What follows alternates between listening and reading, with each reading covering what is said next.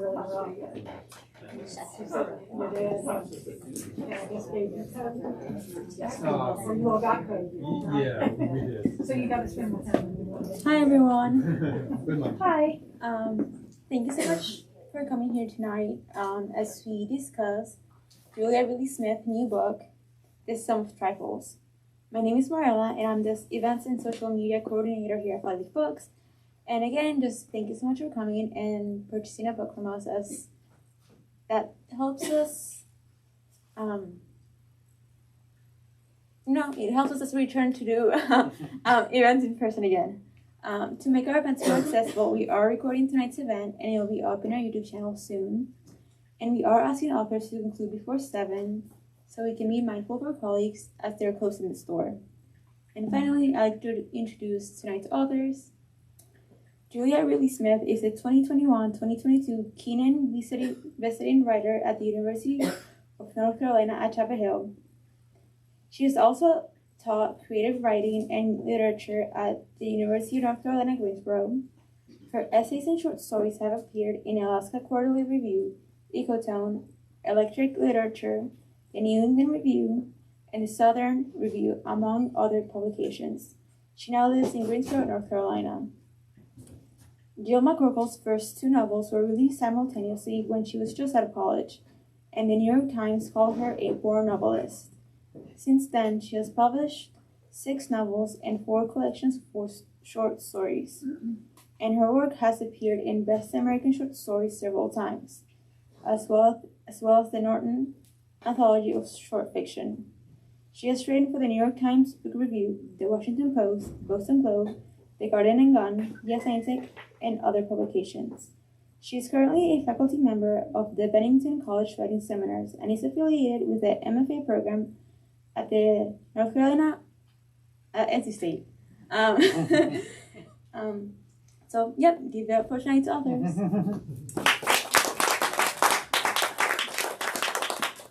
Thank you, Marilyn. Thank you for coming out tonight. It is such a great honor to get to be here with Julia, who I've known for how many years? 30. She was in my class at UNC 30 years ago. I think 91. Yeah. And now you full circle. You are teaching at UNC, which I was just thrilled to hear. And tonight we celebrate the SUM of Trifles. I absolutely love this book. It works on so many different levels. It's a beautiful literary journey of a strong, expansive reading life, and how that reading life gets incorporated into daily living. It's a beautiful portrait of your parents, characters with a capital C, portraits that are just so endearing and funny and just unforgettable. And finally, it's a book really about memory and how we hold on to what's important in life. It really is, it's a very moving book about grief and grieving, and actually is instructional in how to do it. I don't know when I have dog-eared a book as much as I have this one. So many incredible quotes, just the wisdom of pulling it all together. And so I thought we would just begin by you talking a little bit about how it came to be, and then read a little, and we'll go from there. Yeah, great. I think. Can you hear me? I think I'm well mic'd enough with my little clip-ons here. Okay. Yeah, great. So, just a little bit of setup, I guess. My parents died within 6 months of each other about 10 years ago, and they had both been ill for quite some time. They were antique dealers in Greensboro. They had a shop for many years, and then they had a house full of stuff. And so as my brother and I began to go through their things after they died, I started thinking about not only just what a burdensome project it was to have to clean out this house. But because they'd been antique dealers and, had really raised my brother and me to think about material culture in all kinds of ways, it felt really important to do all of this the right way, which was anxiety provoking. But then also as we were starting the process, after much hemming and hawing and foot dragging, I just started thinking about how much our identities are shaped by our material culture and the objects that we live with, and how we relate to them. And so I started writing these essays. First, I was just taking notes. The first essay I wrote was Legs, which is about my attempt to get rid of or donate my dad's prosthetics. So he was diabetic and he had his legs amputated, and it turns out it's not that easy to get rid of prosthetic legs. Such a great essay. Yeah, so I wrote that essay, and then gradually I started to realize I thought there was a book in it, but I didn't want it to just be discrete essays about random objects. I wanted it to tie together somehow and to kind of tell this story of moving through the process of cleaning out the house. So is that a good setup? Absolutely. Okay. Absolutely. Do you want me to read a little? I do. So I'm going to read a little bit from the very first essay, which kind of sets up some of what I've told you. And I'm just going to read a short segment. So my brother and I, his name is Moreland. He's a little older than I am. He's an IT administrator, but also was always much more involved in the antiques side of things than I was. But when he and I started this process, we decided we were not going to ask anybody else to do it for us. We were all in to do it ourselves. We've cleaned out plenty of houses. Before Moreland's children were born, he ran a tag sale business, a side hustle to his day job as a university IT administrator. Occasionally, the client was downsizing to a smaller place, but the usual scenario was that an elderly person or couple moved to a nursing home or died, and their family hired Moreland to sort, price, and sell what they didn't want to keep, everything from prize parlor heirlooms to jars of rusty nails in the garage. At a yard sale, people shop in the yard. At a tag sale, the public is allowed to wander through the rooms of the seller's house. Items difficult to carry, such as a dining table or a set of china, bear a price tag with a tear-off portion for the customer to bring to the cashier table, hence tag sale. In my late teens and early 20s, I helped run my brother's cashier table on sale days. Dealing with customers sucked, but $10 an hour was good money. Better to me than cashiering was what we called the gross sort, the initial step of emptying every hidey hole in the sale house. Left alone in some stranger's kitchen or bedroom, I spread everything out, grouped similar items, and flagged for special consideration things that might bring a high price. I trashed what was too filthy or broken for anybody to give even a nickel for, and put aside what couldn't be offered at a tag sale: checkbooks, liquor, drugs, pornography, firearms, gold teeth. Performing the gross sort appealed to my general compulsion to impose order. As I worked, I discovered much that was interesting and much that was not. Kitchen cabinets spilled the trendy gadgets of yesteryear: yogurt makers, cookie presses, ridged plastic pans for microwaving bacon. In every geriatric bathroom, an ancient enema kit lay in wait under the sink, its brittle rubber bulb and tubing coiled in the original box. What about the mid-20th century had chronically constipated an entire generation of affluent people? In desks and attics, I uncovered love letters and photographs, Purple Hearts, and creepy dolls. The writer voyeur in me loved being permitted to look so closely into other people's lives, yet it was also depressing to see, again and again, how the things that make up a home, a personal, intimate world, eventually become nothing more than the residue of a life spent. In the tag sale years, Mom was healthy and energetic. I never worried about having to clean out her house. Later, throughout my 20s and 30s, that house remained the constant, toward which the vacillating needle of my home-seeking compass always pointed. Even when I was living someplace I liked better, arriving at my parents' meant coming home. It's crushing now to contemplate a future in which I can't come here and feel their presence. Many people say food triggers their richest memories. Think of the often cited Proustian Madeleine.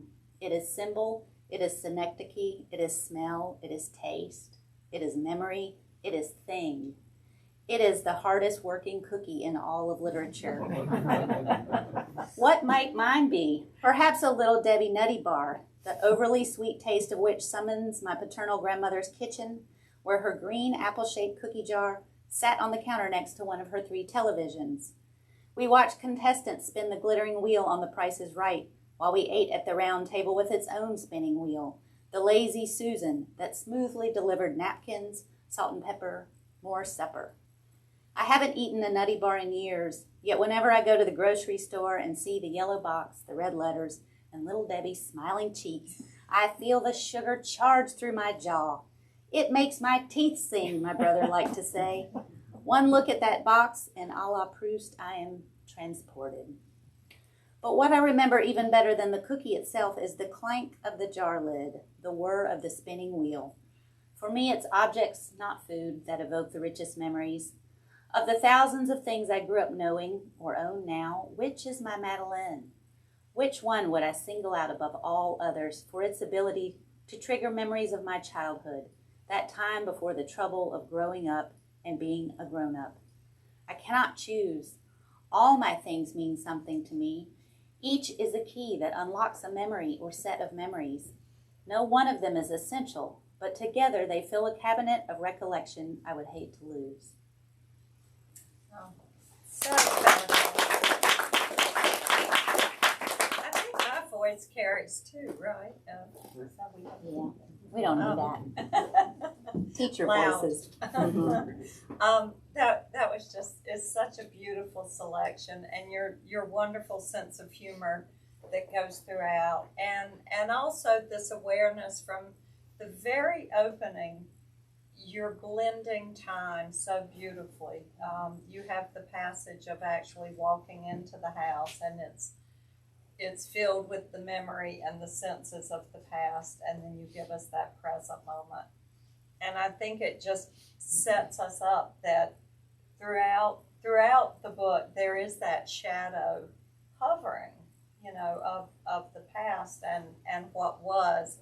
And one of my favorite objects is that mourning pen that got passed down. And you do something incredible, the imagining how you would be grieving your mother in the early 1800s. Yeah. And it's just really beautiful, the coming and going, this imagined version of a daughter grieving her mother.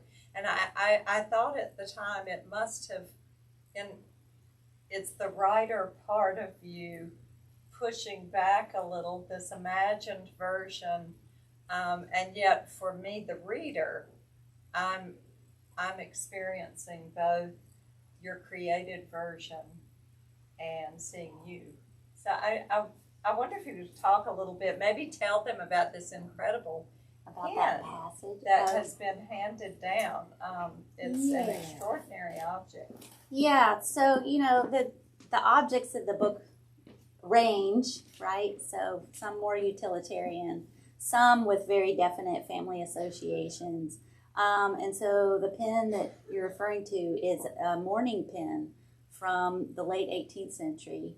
It's about this big, and it's kind of almost a little lozenge shape. And there's, I guess I could just read the little description of it. Read. Yes, it is a beautiful description. And that would give you a good sense. Okay. So the essay is called A Miniature for My Mother. And I'll just read a couple paragraphs here. Aside from a few patches of white where the color has scratched off, the brooch is in good condition. A tiny painting on ivory set in a gold mount. No jewels. It has been well cared for. Painted on the ivory is a pale young man in black clothes, leaning against a pedestal topped with an urn. Hair-thin lines make up his cravat, his face, the blades of grass at his feet, and the serifs of the pedestal's inscription, "Sacred be thy memory." He leans on his right elbow, his head resting on his hand. His left arm hangs by his side, holding an open book. Over the tomb, there's a hint of tree branches, behind them blue sky. Around the edge of the pen, there are gold letters, Rebecca Wilkinson, Nat, 7 May 1771, Ob, 23 January 1793. January 23rd, that's my mother's birthday, and the pen belonged to her. What was a sad day for young Rebecca's family in 1793 was presumably a happy one for my grandparents in 1942. My mother, named Margaret Ridley after her mother and called Ridley, was their first child, born premature and apparently not pretty. Both facts my grandmother would mention in a letter she wrote to her in-laws shortly after the birth. In this letter, she instructs them not to make excuses to people about why she's had a baby in January when she was only just married in June. They are not to tell anybody she fell off a ladder or slipped in the tub. My grandmother knows the truth. Her baby was born early, and anyway, it's nobody's business. I doubt anybody said a word. She was only 24, but people already knew better than to mess with her. Yes, I'm getting a nod from my cousin Mick out here in the audience and a couple of other people that knew my grandmother. So this object, this beautiful pen, I don't remember seeing it as a small child, but I remember my mom taking me to an exhibit, I think it was at Colonial Williamsburg, of morning embroidery. So maybe you've seen pictures of some of these beautiful embroidered pieces from the 18th, early 19th century, where you've always got the figure that's sort of standing by the urn and and there might be a weeping willow, or there's these kind of motifs that repeat in them often. And I, for some reason, was just really enamored of these things.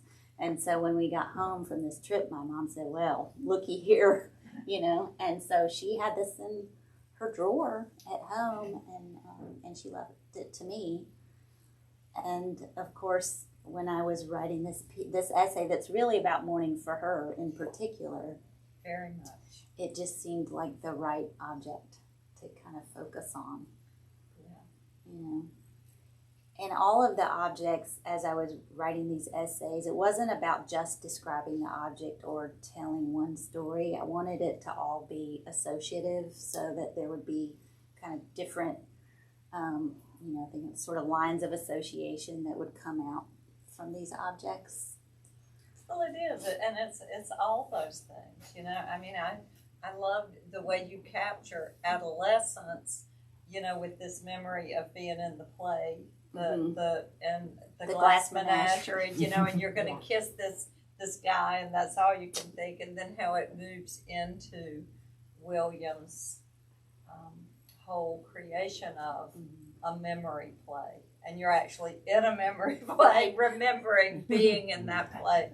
So it's just beautiful the way you keep just nesting all these different times and objects into this greater container that is grief. Yeah. I'm wondering, because there's so many wonderful anecdotes throughout with your parents that are so memorable, but I'm wondering if you could talk a little through the journey of what you might have seen different. I think all of us, as children, we see our parents one way, and then maybe it's fear of how our children will see us. But I'm wondering what you just maybe discovered that. What I discovered about them that surprised me as I was doing the go through. I think one of the things that I talk about is my dad. So my mother came from this family that they were very into antiques and, the old genealogy and all of this. And my dad came from a really different sort of family. And his mother had grown up very poor in Columbus, Georgia, and I think they had different expectations for him. But one of the things that really kind of marked him and I think scarred him was that his father died in a fishing accident when he was 11. And, my dad was diabetic. He was ornery. I talk about it a lot in the book. He was, he could be real hard to get along with. And, I knew that some of that had to do with his disease of being diabetic. And I knew that some of it had to do with this early loss of his father. And honestly, I think my dad was just depressed for a lot of years and was struggling with that. With no way to cope with it, no therapy, no even admission that that's what was going on. And in the course of looking through his stuff in a closet, I found these letters kind of pressed in with obituaries from when his father died. They went out fishing on the Alligator River and the boat capsized down east, and it was very cold, and actually my grandfather died of hypothermia. And so anyway, so it had been very traumatic, and there were these clippings about what had happened in the accident, and then these letters, including one that was addressing my father and giving him that kind of like, now you have to be the man and take care of your mother. He was 11, and I just thought, that is so cruel. And I think there were just things that I discovered that made me have more compassion for him, even though it didn't necessarily make me forgive everything he'd said or done. But I think that's one of the things we discover, right, is these things that tell you about your parents, things that you couldn't have known before. Right. And really all that, at least in this book, that you're discovering by way of this collection. I love that one sentence. I'm going to see if I think I wrote down how you phrased it. You said that your mother was not religious, but she saw relics everywhere. And in fact, these collections, they feel like a kind of religion. I mean, the mourning pen, the way she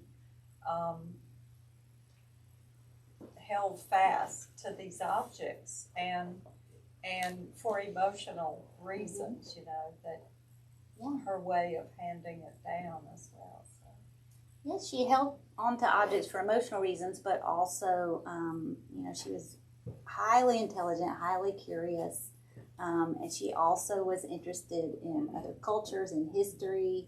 So the objects, she was just as interested in the cultural history of that object as she was in the emotional. And perhaps also, when you were mentioning that passage where I wrote this I imagine what it would have been like if my mother had died in 1811 instead of 2011. And in part, I think I wanted to imagine that because I wanted to think of a quieter time, where the undertaker's not standing out in the hall, like tapping his watch, waiting to load the truck. But also because she was always thinking about history, that thinking about those dimensions of the objects was important to me as well, because that was really a lot of, you go anywhere with them, and it was, oh, do you see this? Okay, well, we're going to turn it up, and we're going to see, you see how it's got this? Yeah, well, so it was always, let's look deeper, let's see where these things come from, let's talk about how they operate in our world. So it wasn't just about sentiment, if that makes sense. No, I was going to say this constant education, and it certainly informed you as a writer and a reader. Yeah. It's funny. You know how you read these people and they're like so amazing, they know the name of every plant, or they're in the natural world. I feel like I got that, but it was with stuff, Like I can't tell one plant from another necessarily, but I've tried to teach myself more of that in adulthood. But with stuff, you know, it was always learning the name, the style, you know, the turn of a leg of a piece of furniture and what that told you about it. And, yeah, I mean, and that helped, I guess, train my eye for writing. Well, for using your senses and the detail, and also for looking for more than one meaning. Yes. I mean, I know that, and you have a wonderful sense of humor, and there's no better way, you know, to handle the hard stuff than to have a sense of humor. But you know, a lot of times it goes overboard, and you lose that heavy thread, and you don't do that. It's like you're on that tightrope, and you really are keeping us balanced between the two. You know, I never for a minute lost sight of the process, even though there's so many passages. I mean, look at the one where your mother greets you with a roommate. Okay, page 99. I just want you to read that one paragraph in the center. Oh, yeah.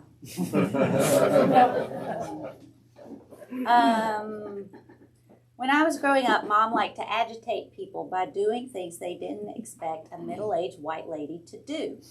Once when I brought a friend home from boarding school, Mama opened the door, cigarette dangling from her lips, and said, "Welcome to hell." For many years, I watched her raise her fist alongside her head in greeting before I understood she was throwing the Black Power salute. And when she and I went to meet with our Episcopal priest a few months before I was to be married, she expressed her disappointment that we couldn't use the 1928 Book of Common Prayer. When the priest asked what was wrong with the Revised Version, she said, "They've deballed the language, Jim."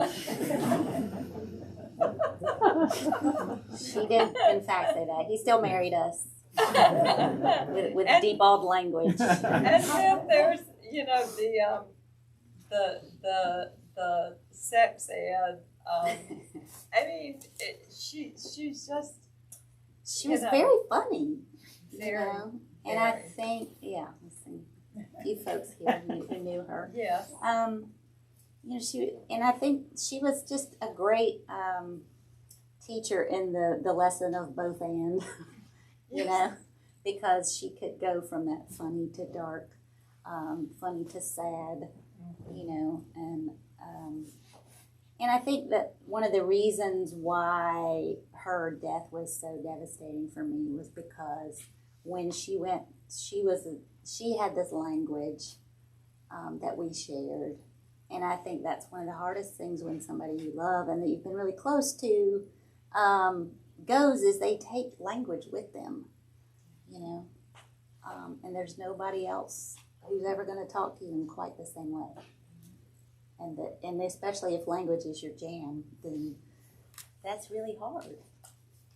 You've got that beautiful description of the 50th wedding anniversary, and her just wanting to see faces. Yeah. Yeah, she and my dad just made their 50th, 2 months before she died. And we had this big party for them, and all of these people from all walks of life came, and it was great. And at one point, she looked like she was flagging, and I said, "Do you want to go in another room to rest a little bit?" "Oh, no, I just want to sit here and see all their faces," because she knew it was the last time she was going to see most of these people. Turned out also her oxygen tank had run out, which my cousin's boyfriend suddenly noticed, and we got her switched up, and suddenly she perked up. So, you know, there's some, you know, if your old person seems to be flagging, you might want to check their oxygen tank. There's the humor. Yeah. What else can you do? I mean, they were sick for so long, and my dad had been in and out of the hospital with a million things, and it was just kind of how we always dealt with it, you know? I mean, we'd be sitting in the hospital cracking jokes. Well, and they clearly were storytellers. Oh, absolutely. Because you have that, you have this beautiful passage. Again, it's just, a lesson in memory and storing. But you have that great passage about how not only do we have our memories, we have the memories of the stories we've been told, and I think probably all children feel this way. There are a lot of memories you're not even sure. Do you remember it, or are you remembering being told? But again, it's that beautiful merging of time. Yeah, and they were always telling these stories. And I mean, some of the stories in here are, maybe some of the set pieces that they used to tell. My mom definitely had certain lines and stories that she liked to repeat, but she came from a very vociferous and opinionated family who liked to tell stories. Maybe some more nods, right? And the thing is, they just made it look like the most fun you could have was to all sit around in a room, drink too much whatever, eat too much whatever, smoke 7,000 cigarettes, and tell these wonderful stories, and that's what they did. Now, I never got to say anything, because I was the kid, so, I had to wait all this time now if I'm to say something, right? But yeah, and it was that valuing of that if you're going to say things, they need to be informative or entertaining, or, you're not just complaining or whining or whatever, right? So there was that put a value to language too. And I think that stuck. Well, do you want to read a little bit from Legs? Just the opening. Yeah. And I don't even know how we are on time. I don't know how we are on time. Because we'll open it to questions. You got like 25 minutes. Oh, good. Oh, we got a good amount of time. All right. You think of a mark the page, but I don't have it. I did mark it. Just in paying attention to my own self. Okay. So this is from the essay Legs. My father had been dead about 10 months when in fall 2012 I called his prosthetics company and explained that I wanted to donate his legs to an organization that could reuse them. The lady on the phone was flummoxed. Maybe I could try a church or the Veterans Administration. The VA receptionist put me on hold. The song, Another One Bites the Dust. I'm not kidding. I was hoping the next one would be She's Got Legs. When the receptionist came back on and gave me a number for the donations department, I hung up and called the new number, but they couldn't help either. Had I not inherited from my mother a strain of doggedness that regards frustration as fuel and obstacles as things to be smashed, I might have chucked the legs in the trash. Instead, I searched online and found Physicians for Peace, a group that accepts donated prosthetics, which cannot be reused in the litigious United States, and sends them to medical missions in third world countries. I emailed their gifts in kind manager, who invited me to call him. And then, just as I was on the cusp of success, my fervor to be rid of the legs died.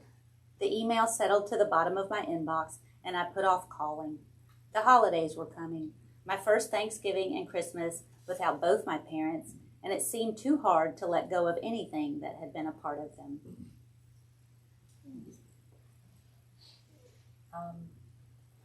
You talk a lot about your favorite objects being those that were used in daily life, even these very old things that were just a common staple in a kitchen or a bathroom or wherever.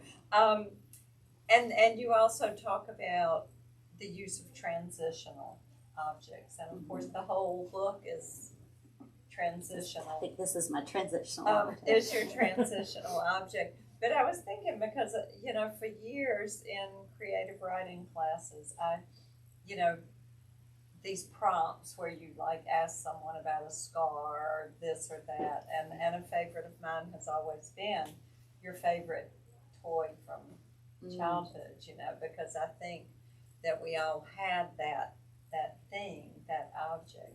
So what was yours? My object, you know, it's funny because my son's always asking me, what's your favorite whatever? And I always say, I don't have favorites. You know, I like too many things. I can't pick one thing. You know, I get, of course, books was big. But I also, you know, I don't know that I would pick one, but I actually did, like, I did a lot of doll stuff because I liked making them act out. You know, so I think it was that writerly impulse even then. It was all about, like, making scenes between these characters. And so I spent a lot of time doing that. I mean, anything that was just making up, anything I could divert into making up stories, that was what I was up to. You know? I just, the whole time I was reading, I was thinking, what a fun house to grow up in. And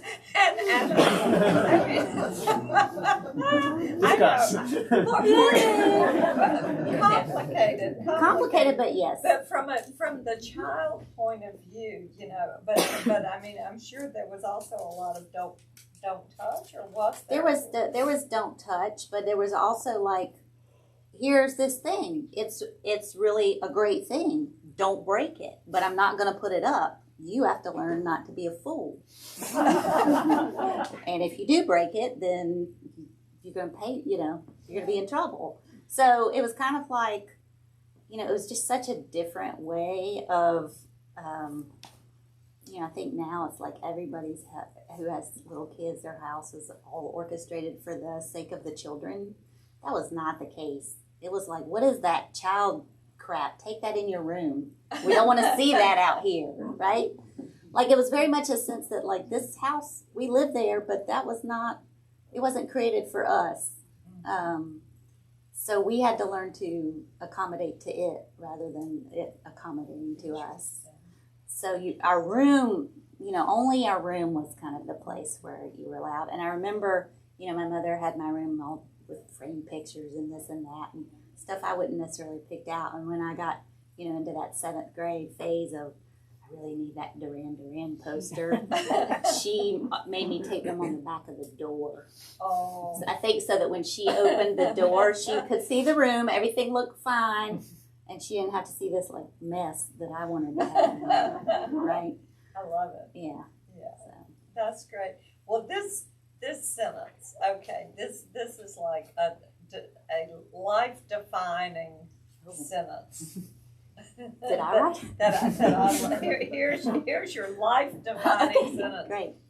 It had become clear to me that all I really desired was exactly what I'd wanted at 13, to make art and to make out, to write, to love and be loved. There you go. What else is there? So I love that, you know, and just reconnecting with that young self who's always there, you know. I mean, I think we all have that little nugget of who we are that was always there. Right. Even though so many things changed, or you put on this act or that little voice. And your little voice is very strong and clearly. She's a bossy little one. But you know, in that creative writing class a few years ago, I mean, you came in just ready to go, you know, with all of your always ideas and staying in touch over the years. You've never stopped writing. You've never stopped working. So I thought maybe before we open it, you could talk a little bit about your writing life, because you're a disciplined writer, and now you're back in that same place teaching. It's pretty great. So as many of you know, this is my first published book, but it's not the first book I've written. So there's books in the drawer, some of which may emerge at some point. Some are destined to remain there. My writer friends in the audience are all nodding. Yes, we have drawer books, right? Yeah, so I've just been writing all along. I only started teaching, I guess, 5 years ago. I worked as a freelance editor for many, many years, which I did in part. I think early on, I wasn't sure that I had much to say as far as teaching. And I think it would have been a mistake for me to be a teacher when I was in my 20s because I was not very generous in my thinking about other people's writing at that point, which I think is probably just a factor of youth, right? Age has definitely enabled me to kind of greet my students where they are, and encourage them in the ways that they need to be encouraged now, I think, I hope. And editing taught me so much about, concision and compression, and I think that's something I've tried to work on a lot over the years, because I used to love reading fat Victorian novels, which some of them get a mention in here. Absolutely. But nobody wants to read that now. You gotta squish it up, right? So I don't know. My mom always used to say everything is material and nothing is wasted. So I just was always kind of taking it in, and I actually liked, even though I was sending out short stories and getting some stories published, I was caring for a kid and I was taking care of my parents, and I wanted my job to be really flexible. So, I had an early publishing disappointment with something that didn't work out. And after that, I just decided I'm just going to keep writing because that's what's important to me. And at some point, I'll go back to pursuing publication, which fortunately finally worked out. But there was something really freeing about knowing that nobody was waiting for me to do anything. It didn't matter. I mean, it's also that means you've got to discipline yourself because nobody cares what you do. Well, and it also is being faithful to the work on the page rather than worrying about what's beyond or, answering to whoever might question it. I mean, there's this faithfulness, to the objects, to the time, to the memory, and you're saying nothing goes wasted. I mean, this is proof of that, and it's why there's just these rich layers throughout. I'll go back to where I began with all the different ways this book can be read, and yet I dare you to peel them apart successfully because every excerpt you've read tonight showcases that wonderful blend, both humor with the grief, but also the literary examples are there, and the portraits of your parents. Well, I'd love to open it to questions if there are. Yes. Julia, I think the first things I ever read were when you were writing for the News Observer. But I know that most everything you've written between now and this book have been fiction. Mm-hmm. And now you're going back to, and I sort of mentioned it when you were citing books. Yeah. Why did you, I really like you as a true facts or relatively true facts kind of person. Why did you make the choice to go with nonfiction as opposed to most everything else you've written as fiction? How do you make that choice and distinction? Thank you for that. With this book, I think I just started with writing about the objects, so I was really kind of stuck to that. And I'd never written any kind of memoir before or any kind of this type of creative nonfiction. I'd written book reviews or articles or things that were really very clear nonfiction, right? Or not so much imaginative or creative. Didn't have that sort of creative exploration. And so when I started on these, I really didn't know what I was doing. I hadn't even like read all that much in creative nonfiction as a genre. But I just knew that whatever I was sort of being urged toward was something different from what I had done before. Like I didn't feel like I could work with all the ideas that I wanted to bring into this book through fiction. I mean, somebody probably could, but I wasn't sure that I could do it at that point. And so I just started with these essays. They felt like the right genre to use. And then once I made a couple of them, it's like, well, this seems to be working. Let me just keep going with that, right?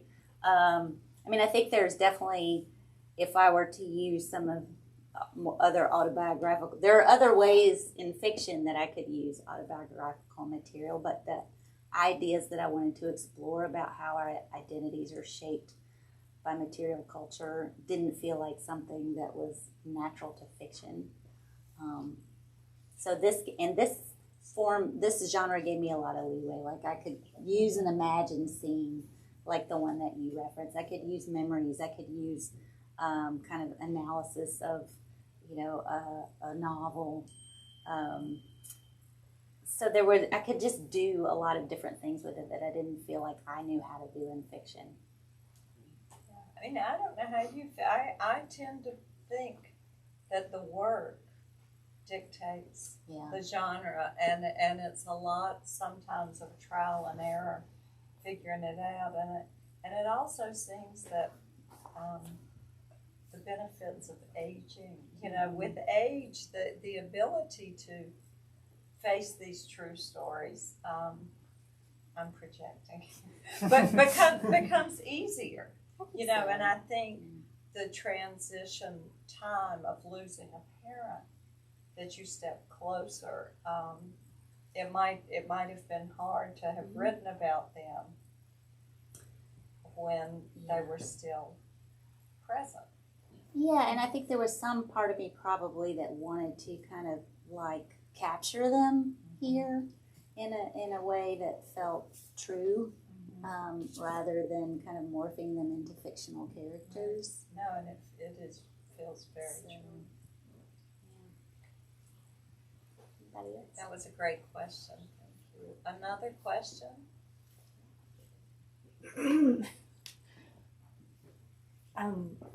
So I'm an estate planning attorney, and stuff has value, all different kinds of value: appraised value, tax value, fire sale value, tag sale value, replacement value. Right. How did purging make you feel, and how did that impact how you wrote this book? Because I know how purging makes me feel. Yeah. Didn't feel great. That's a big part of what I talk about here.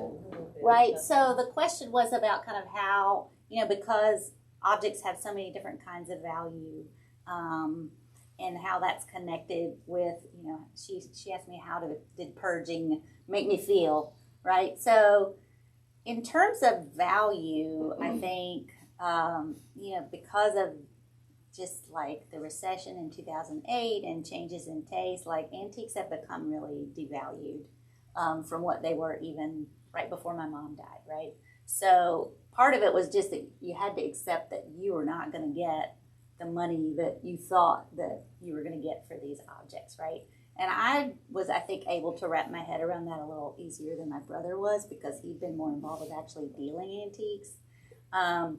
I kind of often reach a point with things where I'm like, okay, you know what? Yeah, money is really good. People need money to do things, but at the end of the day, it's driving me crazy, and I just need to get this over with, right? So there was kind of like a spot where I finally was just like, that is not my biggest concern right now. And for me, actually, it was more of the emotional involvement was the hard part of purging versus any of the like monetary value questions. But I think that's different for everybody. I think some people really get caught up in the sort of, what's that the sunk cost fallacy. Have you heard of this, or the lost cost fallacy? It's like where people think however much money they put into something, they should be able to get that out and more. And so they'll actually spend more money, more time, and more angst holding on to the thing because they can't get the value they think they are supposed to get for it when they sell it or get rid of it. And so people kind of then become stuck with objects and actually end up spending more to hold on to them than they would if they just kind of swallowed it and let it go. So I really didn't want to get stuck in that spot, either financially or emotionally, right? Other questions? Yes, Michael. Titles are hard. Titles are hard. And your book has a great title. Could you talk about it? Yeah, so thank you. This title comes from a poem. Poet asked the question. And it's kind of a drippy poem from the 18th century by this British writer and abolitionist named Hannah More. And I had come across it anyway, I won't tell the whole backstory, but basically this is the little passage that the title derives from. Since trifles make the sum of human things, and half our misery from our foibles springs, since life's best joys consist in peace and ease, and few can save or serve, but all may please, oh, let the ungentle spirit learn from hence, a small unkindness is a great offense.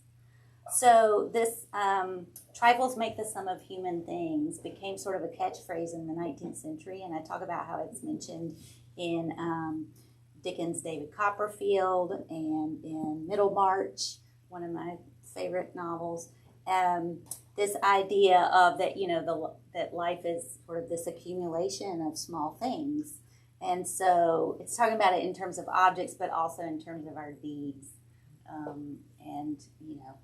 So don't be mean, because it adds up, and that's what your life will add up to, right? That's basically the Victorian. Yes. I just translated it from. It is the perfect title. Oh, Yeah. 5 more minutes. So anyway, it worked on multiple levels, obviously. It is a great title.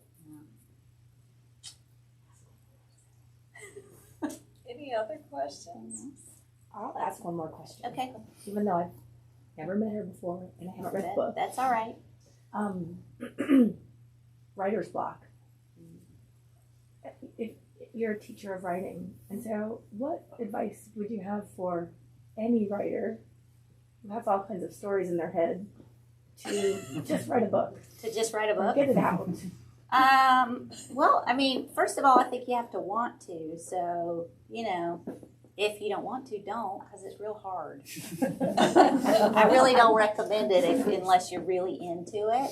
But if you're really into it, then you just gotta get your pen out and start, right? I mean, it's always the joke is I'm always well, I don't have time to write, and then the hour presents itself, and I'm like, oh, I think I gotta do some laundry. For whatever reason, it's so hard to drive yourself to the page.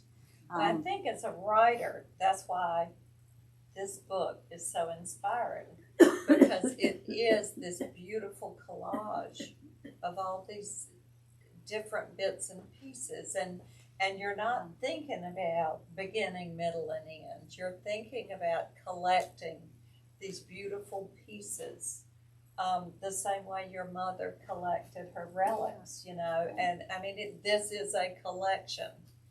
And I think as a writer to just jump in that way. And you only have to write one little bit at a time. You don't have to do it all in one day, right? Yes. Yeah. And you probably wouldn't understand the big shape. Right. Which we haven't even talked about the editor you worked with or any, but did it sort of, did you turn it in pretty much? I turned it in pretty much in this condition. Mm-hmm. I did have an early reader, a couple drafts before this one, who helped me. Who's just a friend of mine who's a journalist who read the draft and gave me some some help, but it really wasn't like, it was copy edited by the press, but they didn't do any developmental editing or anything. So, That's all. thank you. It is a beautiful work.